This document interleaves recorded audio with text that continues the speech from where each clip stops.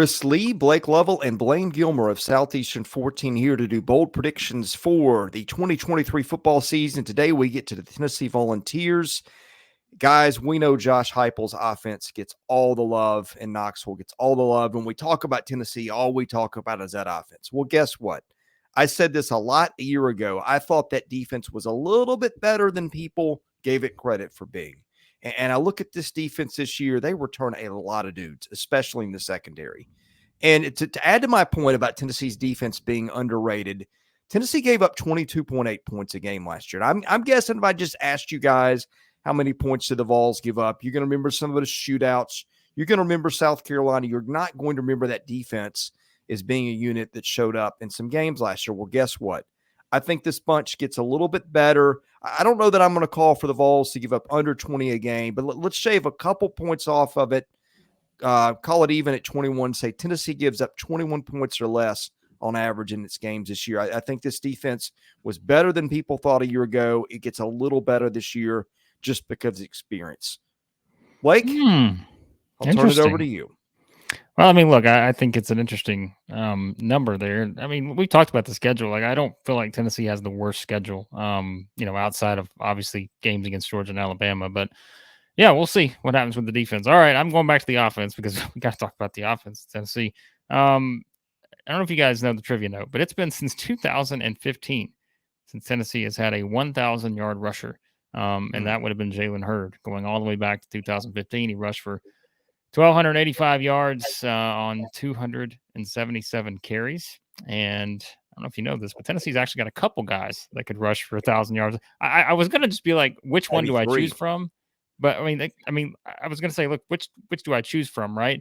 So I'm just going to keep it simple and say that either, Jaylen Wright or Jabari Small will become Tennessee's first 1,000-yard rusher since 2015. Because again, that's been a while, right? But we know, offensively in the passing game, what they did last season and such. But I do think, and Blayne said it when we were doing like the running back rankings and the videos. I mean, these are two guys that, they are really good. And you can look at the numbers last year. They weren't that far off, right? So I don't know how bold it is for me to say that Jaylen Wright could rush for 1,000 yards. He rushed for 875 last year. Jabari Small rushed for 734. But maybe I should go even bolder and say they're both going to rush for 1,000 yards. Although I think that's bold. It's possible. It's certainly possible. They weren't that far off, and who knows? Maybe the passing game they can't do anything. They just had to run the ball. That could happen. But yeah, I'll go with one of those guys hitting 1,000 yards again. I don't know that it's the boldest prediction possible, but those two are both talented enough to hit that number. So.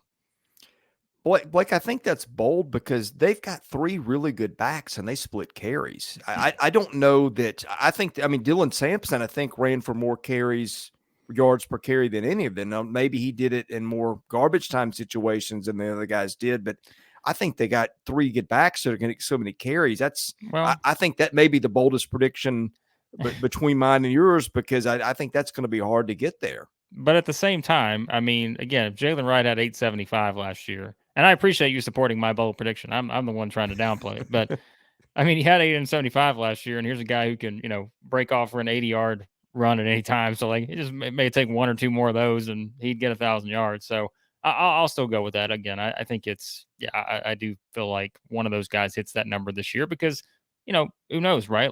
Maybe the passing game isn't as efficient as it was last year, and maybe they do have to lean on a couple of those guys a bit more, even more than they did last season. So, yeah, I like that one. I'll go with it. Well, he's certainly going to get a fast start over there with that.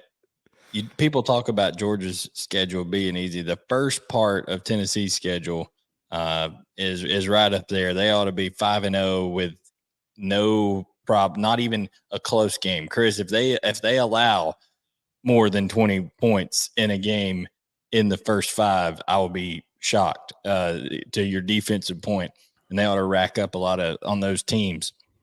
But when you're coming out of the bye week and you got Texas A&M in Knoxville, then at Alabama, at Kentucky, and people are going to laugh.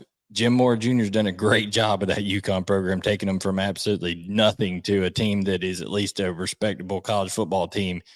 Then Missouri, then Georgia. That's a stretch right there where I'm going to predict during this season, Nico, Iamaleava, starts multiple games at quarterback for the Tennessee Volunteers. Now, this could work out two ways. Lord forbid, it's hard to stay healthy an entire year as a college football player. Maybe, as much as Joe Milton, I think he's going to move around a little bit. He's not a runner, but he's got the legs where he can move a little bit. And, sometimes things happen in the SEC and you're only one play away if you're a backup quarterback. But I just feel, and I've said this for a long time, the Spire Group, who runs NIL there for Tennessee, is not into, just like any big investor, is not into not getting a return on their investment. And I think at the first sign of trouble, like they said in Remember the Titans, Coach Boone, I think I've set you up for failure. He said, what are you talking about? The first sign of trouble, they're going to fire you. You lose a game, they're going to fire you. If something happens with the expectations the way they are with Joe Milton, if he comes out and maybe struggles in consecutive games, the people over there at the Spire Group that are putting all that money in and getting all that NIL and the big boosters are going to be like, hey, we got that kid over there in Nico Iamaleava that we're paying a lot of money to pick splinters out of his butt right now. Why don't we see what that kid from California can do and let him come in there and sling the old pigskin around. So my prediction is that Nico Iamaleava starts multiple games for Tennessee in the 2023 football season. Thank you for watching our prediction video on Tennessee. We've got them for all 14 SEC teams. Some have been released, some have not. Best way to get all of them, hit that subscribe button, hit the like button. That helps our analytics. Lead your predictions. For Blake Lovell. Oh, and predictions, yes. Make your predictions. If you got a prediction that beats ours, leave that in the comments too. And you may well do that. Wouldn't be the first time. Anyway, if Josh Heupel was a WWE wrestler, tell us which one you think he would be. What would his finishing move be? Any comment you want to leave in there? I support this. Yes. We always got to work wrestling into here, don't we? All right. For Blake Lovell and Blayne Gilmer, I'm Chris Lee. And that's the bottom line, because Blayne Gilmer said so. Thank you.